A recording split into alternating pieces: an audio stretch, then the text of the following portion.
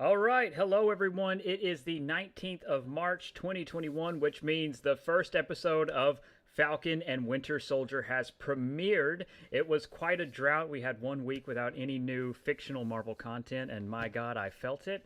But I am really excited. So I want to welcome all of my YouTube members, and I see Cross and Feud are in the chat right now. Hello. And of course, I want to introduce my partner, and that is Josh. Oh, hello.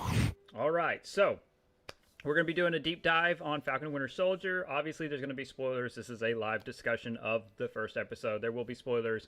I did post leaked footage from Falcon and Winter Soldier.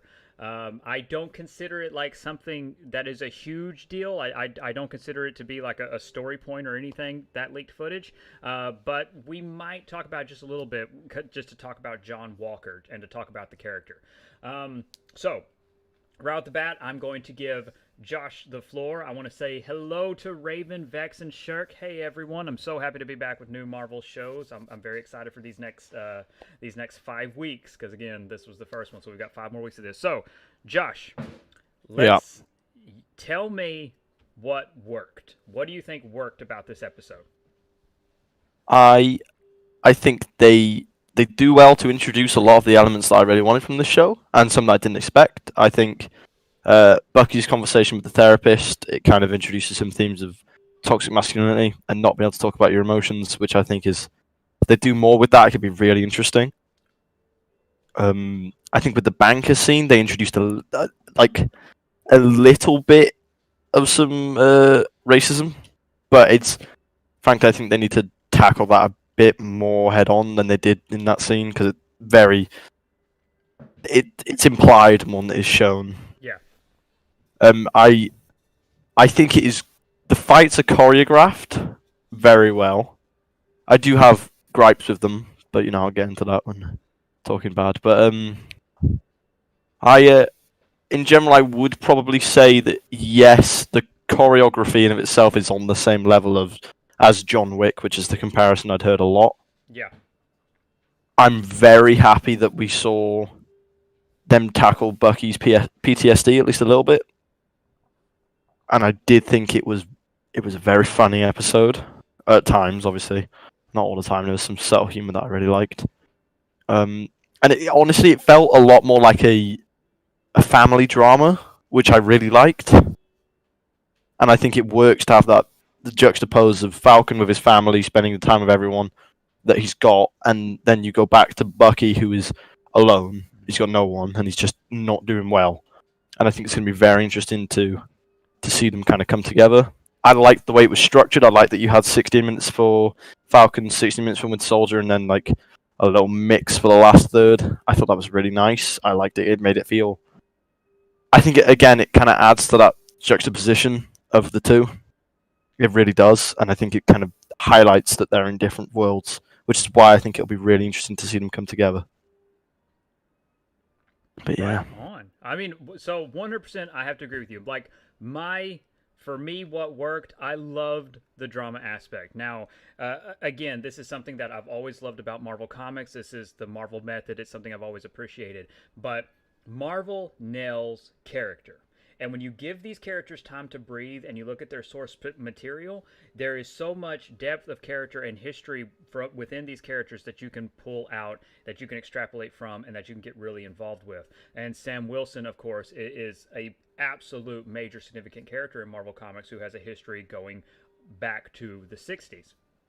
And what they've done is they've modernized him, which I absolutely appreciate because in the comics Sam Wilson was a pimp.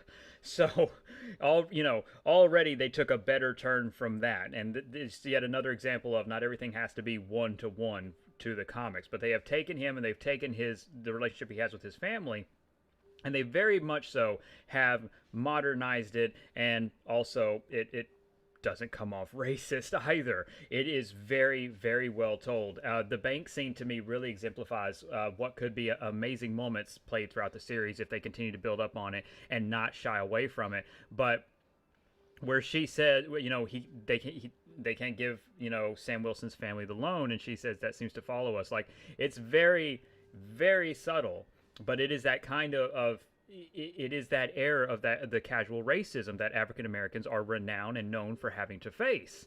That is just intrinsically built into the American experience, unfortunately. And to see that on display in a Disney show, no less, no matter how subtle, is at least a step in the right direction. I am not saying that they shouldn't do better. I mean, but this is a stepping stone that I really do appreciate. I loved 100%. I love Sam's relationship with his family. Anthony Mackie absolutely shines on screen. I love seeing them together. I love the chemistry with his sister, the chemistry with his sister and her two boys. It's all there and it shines on point. It is wonderful to see. It is a very positive view of an African American family, which is, again, another thing that Hollywood doesn't always do well, but it is something that Marvel is continuing to excel at. And they do it again here. I love seeing that. I love getting a sense of the atmosphere, getting a feel for Louisiana, getting a feel for the character that is the location. And even in my notes, so I love that Josh already kickstarted us on this. The juxtaposition played with an isolated James Barnes is so well done because even the lighting is different. Even the use of the camera is different. They have a way of using really extreme close-ups when he's in his therapy session that I really do appreciate because of how isolated he feels, and the camera reflects that. And I really have to give it to the cinematography and the lighting used in James Buchanan's scenes versus the warm lighting and camera use in Sam's scenes, because it plays into the atmosphere and it plays into the natural effect that it has on your mind. You're seeing a family, and then that's juxtaposed against James continuing to isolate himself, and I love that. I did also love the therapy session. I love that he is having difficulty communicating. It does, again, play with those very same themes of toxic masculinity and him not being able to communicate well, him being silent throughout. I really did appreciate that. But also, there was a humor angle to it as well, as the therapist, as she starts talking to James Barnes. He's talking about how he's following the rules and outing these, Hydra people that he put into positions of power. So James, now that he's been pardoned, because James has been pardoned, his mind is free and he's free from any kind of arrest, and they note that. And so now he goes through and he's trying to topple the people he gave power, the people from Hydra that he put into positions of power in American politics. And we see him doing that in a positive way. And then he stops this senator that he helped get elected and put into power. He takes control of her car. And again, he beats up her mercenary who is an assassin because, she's trying to get him to kill someone. And James comes in and he gives her this little speech, I'm James Barnes, I'm trying to do better. I love it. I loved it so much. But it really, really plays into the difference of what these characters are doing in their lives. And James is going at it all his own, and Sam is working with people, whether Sam is working with his family or Sam is doing work, contract work, we would assume, for the United States military, which introduces us to another long-term comic book character, Joaquin Torres. I'm going to say this is the same. I'm going to say this is the Torres from the comics. In the comics, after Sam Wilson becomes Captain America, there is someone else who takes up the Falcon identity, and it is a Hispanic. It is a young Hispanic man in the comics and his name is Joaquin Torres. That is coincidentally, and I don't believe it's a coincidence, that is the name of the character that is working very closely with Sam. And Joaquin is our avenue into the Flag Smashers, which, again, obviously long form, coming from the comics, another organization, another terrorist organization, and he helps facilitate that. And I thought Joaquin, again, I liked the chemistry with Sam. I thought he was fun. I thought he was very likable. And if this does end up being that very same Torres, which I do believe it is, him taking on the Falcon identity is going to be well earned because already he has a great relationship. He is very proactive. He gets the crap beat out of him by a very, very much so superpowered Flag Smasher, which again already kicks the door open on, oh, what does this mean? And even Sam stops to say it. But there is so much built here. And that's another thing that this episode does well. The episode is about, before the credits, it's about 41, 42 minutes long, just the show itself. and it was very, very well done. It goes by fast as it always does, but my God, the pace is so brilliant. And the opening sequence of Falcon in his aerial fight, which again, that aerial fight, that was a peak of that was what was shown during the investor day, if you remember our live stream. But getting to see that whole thing, and again, he goes up against Batroc the Leaper, a character from the comics, a character who first appeared cinematically in the Winter Soldier as well, and that's all done very well. I love the gags of when he drops into the enemy helicopter. It's so brilliantly done in balance, but it never airs it never airs on the side of caution. This is a very confident show, and I feel that when I watch it. And it is the drama and the interpersonal character relationships that, to me, shine. Now, we also, of course, get Don Cheadle very briefly, but we get Rhodey in the show, and Rhodey has a little bit, Rhodey and Sam talk. Rhodey asks him why he doesn't take it up. Sam explains why, fair reason. He says it wasn't his, and again, that comes back to bite him because at the end of the first episode, John Walker is introduced as the new Captain America with the shield and in full uniform, and Sam and his sister are watching it at home in Louisiana on TV when it happens, and so Sam makes a speech early on about, we need new heroes, and we have to move forward. And America, they give a little speech. It's a press conference because of all the horrors and everything that's gone on in the world. We want a symbol, someone that's going to fight for American values, and so they introduce the tool that is John Walker, who, again, Captain America in the comics, he's the U.S. agent. And that's why the leaked footage is going to come into play a little bit, because I do want to talk about where they might go with his character. Real quick, before we get off to what didn't work, I'm going to jump over real quick. Vex says John in the comics did accidentally kill somebody, and his best friend was there when he did it, and he was the stand-in for Bucky. Maybe that could be happening. I'm not sure if I follow exactly what you mean, but no, I don't think John Walker will be any kind of stand-in for Bucky. I don't think that at all. I do think John Walker is going to go down a dark path. And I also, real quick, I loved the Bucky flashback. I really, really did love that. And then, of course, how that tied in with with his personal life. So, James, of course, is a Winter Soldier. He has a flashback to his moment. He's assassinating people in this flashback, and then he kills a witness. And James has befriended the witness's father, and he is trying. James is keeping a book of wrongs that he has to right, and he has a list of people that he has to remove from power, and he has a list of people that he has to apologize to, and his list that he has to apologize to, nobody's marked out. No one is. He's still on the first one. And that to me is a very clear sign of where he's at socially and where he's at in his own development. I thought that was very powerful. There's no spoken dialogue there. He opens that book and the camera lingers on it. It's left up to you to infer, but you can see the side of the corrupt people as he's marked them out.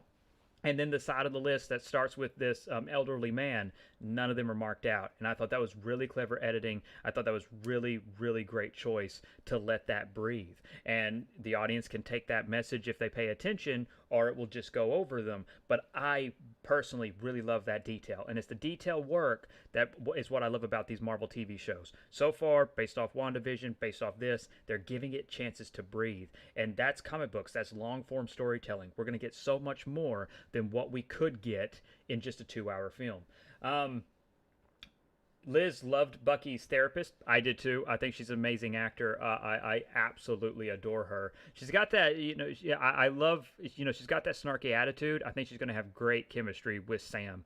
And of course, we already know, we've seen the clips as they get into therapy, which again, Cross says, I wonder how Sam gets involved with therapy. I wonder that too. So far, there's no context for that, and I haven't heard like how Sam gets involved. I'm very excited to see how he does though. Vex says, Torres, if I am right, he is an experiment from the Serpent Society, and MCU was going to do a Serpent Society movie, but was canceled for Civil War. No, none of that's true. There was never a Serpent Society film that was canceled. That is wherever you heard that is a 100% lie. That was never going to happen, did never happen, was never in development. Vex says, next for Sam, Sam, I don't know what you mean.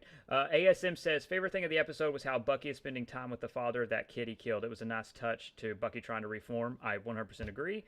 Liz says I loved the date scene too. I did too, and I love how the elderly gentleman set them up. I thought that was really cute. That he kept speaking for James Buchanan. He kept having it happen. I really did love that. And showed how hard it is for James to connect with people. I know it's a great touch. I hope his date sticks around a little bit. I thought they had really great chemistry. I did enjoy her. I enjoyed her scenes a great deal. So I do hope she sticks around as well. Okay, now we talked about what worked. Before we get into more general chatter, I'm very excited. If you can't tell, I really had a good time with this. I've been anticipating this show. And just as a quick addendum, we have to remember Falcon and Winter Soldier was originally supposed to be what kick-started all of this. This was supposed to be the show that started everything. And of course, it did not end up working out that way. So, Josh, to you. Yeah. What did not work? Okay. I honestly not that much. I think it's hard to complain about the pilot just because there's so much more to come, and a lot of this episode is just laying foundations for the rest of the season, which I respect and I'm completely fine with, and I did enjoy the episode as a whole. I just think the biggest issue I have is with one scene, and not even the full scene, just a part of the scene. It's the action set piece at the beginning of the episode. When they're inside of the plane, in the cargo hold, that looks horrible. I get the extreme close-ups, they work with stills, but when you're doing an extreme close-up in an action set piece, it's awful. I just don't like it. I will say once they get outside of the plane, they get to a wider frame and they get wider angles. I think it looks way better, and I actually think that outside of the plane, the aerial battle is really good. I just think when he's inside of the plane fighting those, I don't even know how many guys there were because I did not know what was going on. It is shot horribly, and it sucks as well because I really like the use of extreme close-ups in the episode, but I just feel like they went a little bit overboard with that one scene, that one fight. And again, kid you not in my notes, I have no other complaints about this show. I tried to keep track. I'm telling you. Now I've only watched it once so far, and maybe I'll see it again. I think the choreography is on point, but it cuts around. I mean, this film seems like it's cut by a 13-year-old who got their first camera. It is all over the place. I mean, I have always said, I think action set pieces are better when you let the camera set, when you do the wide shots, when you pull it back and you really get to see it happening. There is so many cuts, and that one in particular, because again, that's the one we're talking about. I don't really consider the Flag Smasher scene an action set piece. Not a whole lot happens there. So the big one is the one in the plane outside of Libya. And not only, there's too many cuts. There's way too many cuts. You don't get a sense of it. You don't get a chance to let it breathe. A lot of the beautiful choreography is lost because there are way too many cuts. It feels like a director who wasn't exactly comfortable with action, which is an absolute shame because you have great performers, you have great stunt actors, you have a very, very well thought out set piece. In theory, this should have been a 100% amazing sequence, and I absolutely agree with Josh. The sequence does not shine until they get out of the damn plane because it's like they don't know how to shoot an action scene in close quarters without cutting continuously. And again, I can give you two really good examples of properties that do this well. Daredevil season 1. I mean, again, I know that I really do sing its praise a great deal, but Daredevil season 1 is a great example of action and letting it linger. If you want a Marvel property example, then John Wick. Watch John Wick and see how they shoot and choreograph their action scenes. Count the cuts versus the one sequence in Falcon and Winter Soldier. Another example, how Rian Johnson shot the action sequences in The Last Jedi. Look at the camera use. Look at the wide shots. Look at how he lets the characters breathe. There is something to be said about too many cuts. And that was my biggest problem. It was all over the place when it was in there. It was it was too clunky. It felt too close. And it wasn't claustrophobic in an interesting way. And it wasn't close up in an intimate way either. It felt like they were trying to hide perhaps you know, a lack of experience from a director. That's what it really felt like to me. And but beyond that little thing, I mean, I really believe everything worked really well. Did you have anything else that didn't work for you? Uh, no, not really. But I mean, I understand the issue, like the root of the issue when it comes to the that specific action set piece. I obviously I don't know the details of the behind the scenes, but I'm assuming from the way it's shot, it was likely done in a full recreation of a cargo hold. It wasn't, half a set. That's my best guess because it really does feel like they're kind of trying to move around in a very small space. And maybe it was an artistic decision, but it isn't. It's not executed perfectly, and it just makes in general, it makes the action set piece look a little bit rough, and it really does kind of make it very hard to follow. Like I could not tell you how he takes out those guys. No, it wasn't interesting. It really did. It felt like a jumbled mess. That's interesting. You suggest that perhaps they filmed it in a very claustrophobic setting. I'm now interested to see what assembled when they go behind the scenes of this, what it shows, because there seems to be some type of restriction with this sequence, and I really hope this doesn't bode for the entire series, because when it opened up, they really did a good job. They really did an amazing job when it opened up. But obviously, not everybody can fly. Falcon can fly, and my concern is the use of James. James Buchanan is a ground fighter. He's a hand-to-hand combatant. He uses his knife a lot. How that's played out is going to really determine these future, the subsequent set pieces, because they can't do this every time, because it felt very unconfident. It really did. In my opinion, it really felt unconfident, and I hope it is just because of the setting, and again, I do hope you're correct, Josh. I really hope that's all it is, because that's the one thing that really needs to improve over the next 5 episodes, especially when Buchanan finally gets to start entering the combat. I will say as well, like Bucky has a very brief action scene as the Winter Soldier in this episode, and like I do think that one works well, but I think there is definitely places where I could see that could improve because it is largely one room, and it is. Well, in my opinion, if you're going to do, I'm implying basically that I think they should have done a one take for that. And if you're doing a one take, I think there needs to be momentum in the character. He needs to be moving in a direction. He can't just be standing there fighting everyone around him. And in this, he is, he's working his way down and through all the enemies. So it could have been very easy for him for the camera to follow him on that movement as he takes down the enemies. And I think it could have worked really well as a one take. And that's probably one other gripe I've got with that one. I agree, and I really hope that we see that kind of confident filmmaking. I really hope we see just a one take, because if a character can pull it off in the MCU, it is the Winter Soldier. He can pull off that kind of sequence, and I hope they take advantage of it. I really do. Let's see.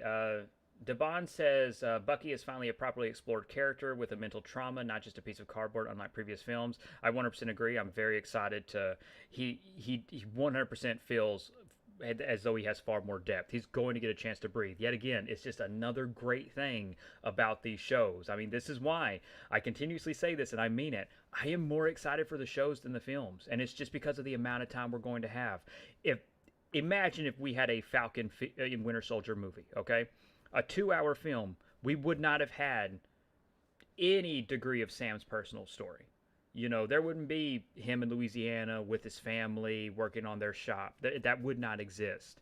And to be able to have that and to be able to have it breathe, it feels so much like a comic book. It feels so authentic to the characters, and it is that Marvel method, because there is no major comic book company, and again, DC is, I mean this legitimately. No one does character better than Marvel. I mean, that's just it. That is just a fact. You think with U.S. Agent that Force Works is in the works? I don't understand. Kingsman is another one in referencing to good action films. The church scene, I will say, is very well done. I'll give you the church scene, but I could not. I wouldn't qualify the entire film. I'll give you the church scene though. Let's see. James Barnes was ripped away from a part of him because he's been Winter Soldier for so long, says Vex. Well, yeah, I agree with that. And it's going to be interesting to dive into their personalities and really getting to know James Buchanan Barnes, the character. Ed says the hallway outside the old man's apartment was distinctly wide, so I'd be surprised if we don't get a one take using that hallway. Interesting. I will say I really hope so because that hallway also has very interesting lighting with the neon blue coming through the window. I think it Mm, could be very well done. I mean, you're all Again, right. if they do something with it, I honestly Yeah, don't suspect they will because I'm struggling to think of a way that that could would happen unless involve. Yeah. unless they start like targeting people with links to Bucky and Falcon. I'm struggling to see how that Well, would holy happen. shit, man. I mean, Zemo would do that. Yeah, it would, to be fair. Zemo would target the elderly man. So yeah, I'm really To get hoping we back see at, that. especially to get back at James. He really would. He 100% would. That would be amazing, and it would also because it. I mean, I 100% agree with that. That hallway would be amazing for a set piece. I would love that, especially if he's fighting Zemo and Zemo whips out his sword and it's all one take. Oh, damn! I would love that. Devon says, "I wonder what else that vibranium arm can do." Uh, Probably not nothing else. I gotta be honest. I feel like there's an innuendo in there somewhere. Oh yeah. Well, in this channel, yeah, we take everything as innuendo. Well, it's just a completely indestructible vibranium arm. That's it. That's good. Um, I man, now I'm thinking about that hallway. I'm really excited because they could do cool stuff, and I hope they have the confidence to do that. I really absolutely do. Um, Josh, Yeah, obviously we've been talking, we've talked about speculation, we've talked about the rumors, we've talked about, leaks depending on point of view. What is there anything that surprised you in this episode?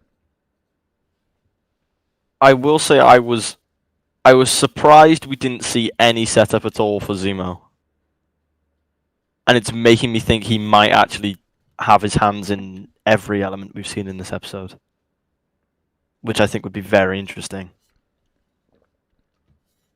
I I actually I agree with that. I 100% agree that not having Zemo in it was surprising. I do. For me, and again, this is just this is just me. For me, when what I noted, especially in comparison to WandaVision and how loose other Marvel Television but has been. But again, Marvel Television was ran by Ike Perlmutter. We know all about the debacle. I have videos up about it. But what really got me excited are all the references. It felt firmly lived in. They name checked Wakanda. They name checked Tony Stark. They name checked the blip several times. They name checked living in a post snap world. They even said, they even gave us a firm timeline on when Falcon and Winter Soldier takes place. It is 6 months after Endgame, which puts it at the same time scale as Spider-Man: Far From Home. I mean, so it puts us in at least an acceptable time frame on where we know everything is happening. Vex says he was surprised by Rhodes and Baron, and really good action scenes for and a really good action scene for Bucky. That's fair. I wasn't surprised by Rhodey because we knew that from leaks, so I wasn't surprised by that. I knew he was going to be in the first episode. But it really was all the references, just making it feel lived in, making it connected, because we know who these characters are. I love the bit of monetary history.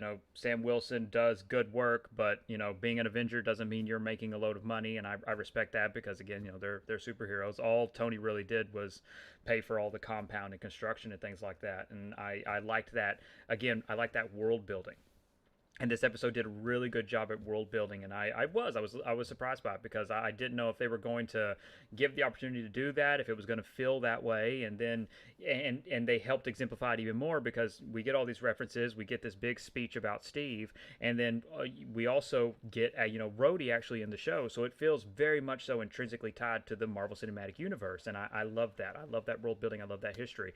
The other thing that I also loved, just to speak, casually, because I don't want to forget this. It's in my notes. I loved it, but again, I 100% love that there's conspiracies about what happened to Steve Rogers, that he's on the moon watching over them. I love that. I really love that. Also, this puts to bed, and again, just to be as clear as possible, anyone who said that there is a Captain America funeral in the first episode, we can officially call them bullshit. We can call bullshit on all of them. There was no Captain America funeral. So everyone who said that they knew it for a fact and that they were reporting on it, it was all bullshit, and we get to use our bullshit meter. So if anybody said there was a Captain America funeral, then we can know to remove that from the conversation. I already have. I already have taken it out of my emails. So anyone who sent me, hey, it's going to open with the Captain America funeral, 100%, we get to remove those people. Okay, so it starts to clear up the mud that comes with discussing leaks and rumors, and to try to, especially for me, I like chasing leaks. Okay, I really do. I like chasing leaks and finding out what's true. It's fun for me. It's engaging. I am interested in that. But it was not a funeral. There is no statements that Steve Rogers is actually dead. There is no statements to that whatsoever. No one actually knows what happened to Steve Rogers except for what looks to be just the core Avengers. Only they know that Steve Rogers went back in time to live out his life and all that kind of stuff. But it is not a funeral. There was no funeral here, and we get to call bullshit on it. I think the moon theory was a nod to Marvel's where Cap died and was on the moon. I mean, it could be looked at that absolutely, just as a wink and a nod. I loved it. Cross says it reminds me of the Avengers of the Marvel Avenger games with Steve being in the AIM base in space. I absolutely agree. I really did love that. And I love that they're celebrating, Captain America. Then we have the Flag Smashers. The Flag Smashers are, for all intents and purposes, just barely introduced in this show. Just barely. But again, this is the first episode. They're planting seeds.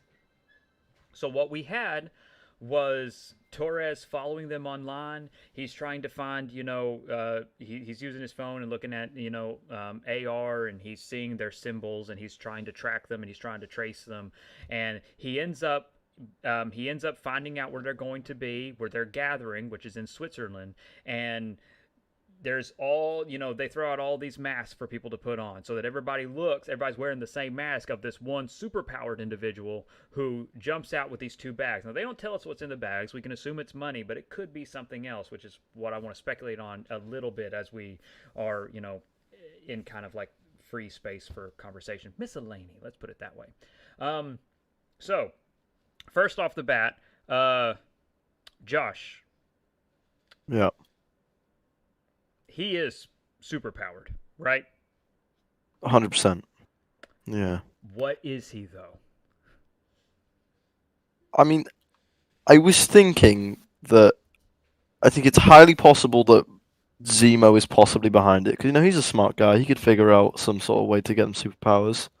I wouldn't be surprised if it's like, I don't know, blood samples from Steve or something turned into...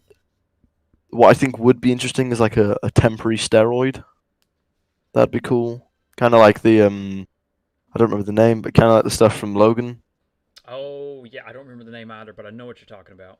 Yeah, I think that could be interesting if we see kind of people get a sudden burst of power. Okay.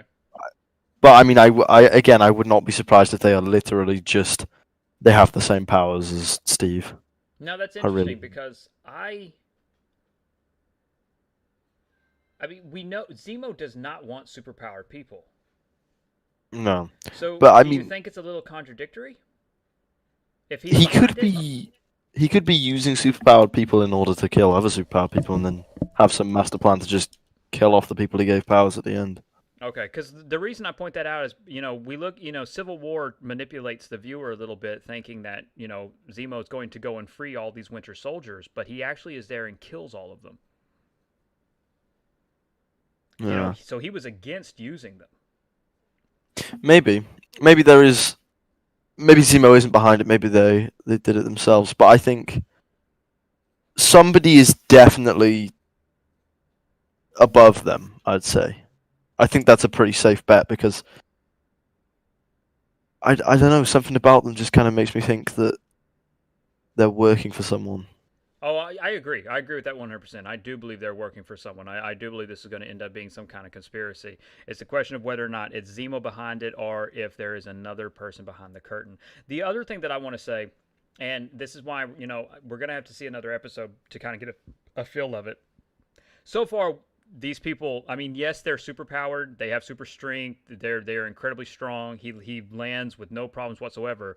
But they're not supernaturally powered so far. It really does look like some kind of, super soldier experiment. So I am cautious to call that individual, to call that one a mutant or an inhuman, just because we'll have to see if there are several of these flag smashers who are all basically just like, souped up Captain America. I do not believe at that point they're going to be mutants or inhumans. That will clearly delineate to me that, oh, this is an experiment. This is a super soldier experiment. Now, if it continues to be only one individual who has those powers, who has that particular set, who's just really strong and resilient, and then they introduce someone else who has a different power, then that will open up the conversation a little bit. Obviously, this plays into leaks and rumors that we've been talking about over the week, which says, conflicting, might I add, that Falcon and Winter Soldier is going to introduce Inhumans. Falcon and Winter Soldier is going to introduce mutants. The question is are either of those true? And if one of them are, which one? And so far, we've only seen one super-powered individual, and he's basically behaves just like a super soldier. So it's a little boring if it's an Inhuman that's just Captain America levels of power. So we're going to have to wait and see. We can't really say for certain that he is something, but it's going to be interesting to see if they show us other people who have the exact same power set as he does. Because if they do, then we have to wipe off Inhumans and mutants from the board. We just do at that point. That's an experiment. I Yeah. I will say one thing I think could be interesting is if it's because it seems like there's going to be some sort of antagonizing the government in this. Oh yeah, Clearly, absolutely. and I wouldn't be surprised if possibly the U.S. government has provided people with the super soldier serum in order to kind of like Palpatine's plan, set up two kind of puppeted forces so that people will love the new Captain America. Because I wouldn't be surprised if we see some skepticism with somebody taking over, and then if they've staged this to make him look good, Yeah. I think that could be interesting. That's fair. That would be. Real quick, ASM says Steve couldn't send people flying with punches, though. Really? I thought he I did. mean, yeah, he kicked a guy really hard in Civil War, and he like Yeah, shattered a and he pillar. did. Yeah, he kicked a guy really. That's right. He kicked a guy in Civil War and shattered a pillar. And in Winter Soldier, he kicks a guy really hard too. Like Cap has shown to be able to have that level of strength. He really has. Um, Ed says the girl who handed out the masks also is strong in the trailer. Yeah, Okay, I so did think. that sounds like to me experiments. That doesn't sound like mutants or inhumans. Because I'm sorry, but it's too coincidental that, oh hey, we have inhumans, but they're all the same. I can't imagine them doing something stupid like that. Because it's not interesting. Ed says, plus for me, the Super Soldier program ties back to Isaiah Bradley, who I could really see show up in Falcon and that who can really see show Falcon that Cap can be a black man and a symbol. I I do agree with that, and we know. Well, I say we know. We've leaked and we've discussed. Isaiah Bradley is probably in the show. If everything, we'll have to see for certain. But I'm gonna err. I'm gonna trust that leak and go that yeah, I think he is. I am. I'm gonna side with that. Um, let's see. Vex says that there talks about a flashback of Heinrich Zemo of him giving the mask uh, to Baron Zemo and Baron wearing it. Oh, the father, yeah. And then a flash forward to Hell Zemo, then boom, ending. I could see that. It will be interesting. I don't think we'll get a flashback involving Chris Evans, Steve Rogers. I really don't. I As for Heinrich Zemo, it's hard to say. I mean, they've not referenced it. They've not referenced the Zemo family having any kind of history. I mean, so far, he's just upset because of Sokovia, and we'll have to see if it goes any further than that. Um, let's see. ASM says, I guess it's reasonable that Cap restrains himself a lot. Oh, he definitely does. Cap restrains himself to not hurt people, which is exactly what Superman does. And I've always liked that about his character. Cap does that in the comics too, and so does Spider Man, so that they don't kill people. Ed says it's either Isaiah or Sam's father, in my opinion. I think Isaiah's far more likely. Cross says, were there any nods to anything in the animated credits? I did watch them. So uh, just from the credits, what I noticed is I did notice that Isaiah Bradley is referenced in the credits. I do not believe that is a coincidence, but it does reference Isaiah Bradley, and it also referenced the Power Broker, which I am very very excited about. I don't know if it's going to go anywhere though, but if you again, give me a second to get my notes. But if you if you pause it at 43:31, there is a shot of the actor Carl Lumbly, and he has it, it's his photo on a case file. And then at 43:54, there is a frame that shows Power Broker watching. And there are vials in that same frame as well, which we have to assume are either experiments or a Terrigen bomb, depending on what you want. Um, but if memory serves, I think the vial was blue, or at least the liquid in the vial was blue. So there are references absolutely to Power Broker and Isaiah Bradley, 100%. And I do certainly believe that this is going to play into the show. I don't think this is just an Easter egg like the Grim Reaper helmet in the WandaVision credits in that one episode. I actually believe Isaiah Bradley and Power Broker are going to be a part of the show. And I think Power Broker will have a hand to play in what's going on with the Flag Smashers, especially if it's just Super Soldier and it's not any kind of Terrigen experiment, which will be interesting to follow through on if this is a precursor to Terrigen or if Terrigen is going to play a role in it. I'm very excited. I am ultimately very excited about this. You think by the end of the series we'll get a more classical design but modern and not just a black jacket of Zemo? Well, I mean we're getting the mask. I mean I like Zemo's design in the show. I really do. It's modern, it's realistic. I really like it. I love that he has the mask. All I ever really wanted was the mask and the sword, and I got the mask, and I'm hoping I get the sword, and I'll be happy. And I think we could get the sword because the sword versus the shield, the sword versus the vibranium arm, there's a lot of metaphor there, there's a lot of subtext. I really think that could be visually interesting and tell its own story. So I would love to see that. So, let's see. Josh, Yeah. now is the time where we look ahead. You know, this is where we did this for WandaVision every week, so now we're gonna do some bets here. Our first one: Will Sam Wilson from 0 to 100%? Will Sam Wilson become Captain America? By the end of the show, 100%. Okay, by the end of the show, 100%. Will Bucky die? I'm I'm gonna say I'm 80% sure he won't. He won't. Okay. Will this show? Hey, Aiden, welcome aboard. Will this show plant the seeds or introduce in some way in humans? I I'm gonna lowball it. I'm gonna say like 25%. 25%. Not that I don't want it to. I 100% want it to. But yeah, I'm just gonna, you know. Oh, it did me too. The ending, the United States government giving John Walker the shield, really, it annoyed me. I knew it was going to annoy me because I don't even like John Walker in the comics. I'm like, you stole that from Steve Rogers.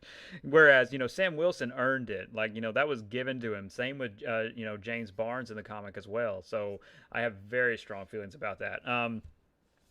Will Baron Zemo survive this series? I've got really serious doubts about it, so I'm gonna say just slightly tipping over halfway, 60% yes. Okay. Will John Walker survive? Hell no, he's dead. Oh, 100% that's dead. okay. All right. I mean, Batroc the Leaper, I think, is alive, so He survived. They showed him getting away. Batroc yeah, survived. they've saved enough villains. They can just let him die. Interesting. Fair enough. Will Omega Red be in the show? Oh God, that's 30%. I don't think that's very likely. Okay, okay, cool, fair enough. And will Baron Zemo get his sword? You know what? I'm 99%. I really think he will. Okay, fair enough. Cross says 100% yes on Omega Red. Oh, wow, you're putting all your money on that. Okay. Vex says, I think there will be a scene where we figure out that John Walker's brother was in some type of disaster with Cap involved. Interesting. I don't know. I mean, we've only got 5 episodes, so we'll see. You're right that John did have a brother. It's more of a matter of if John Walker becomes a point of view character, like if that backstory can fit in, because we're already going to be focused on James Barnes and Sam Wilson, so there's a lot to cover, and we only have 5 episodes with each one running 40 to 50 minutes. So there's still a lot to happen, absolutely, but we also have to keep our expectations focused on the characters that matter, and we've got our two big stars. Aiden says, I don't think Zemo will survive because he's already had more than one different appearance in the MCU, unlike many other villains. I respect that, but it's also something I disagree with. I think Marvel is always way too quick to kill off their characters, and keeping Baron Zemo alive from Civil War, I thought was a really smart decision. I think he could be a long-standing character, but also I think Zemo, his survival could plant the seeds for Masters of Evil and our Thunderbolts. So I absolutely think he's had a role, an absolute role to play in the future of the show. Ed says there was a officially released photo of John before he's capped, so I could see a cold open to an episode maybe. I get that, and I saw that photo as well. I don't have it on hand for easy reference. I don't think it's before he's capped, because if you look at the still closely, he's in a gym and it looks like he's in some kind of locker room. I think that's before he runs out on the field. So I think he's still already Captain America. I don't think that's a flashback. I do think yes, we're gonna see John Walker before that scene, before he runs out on the field.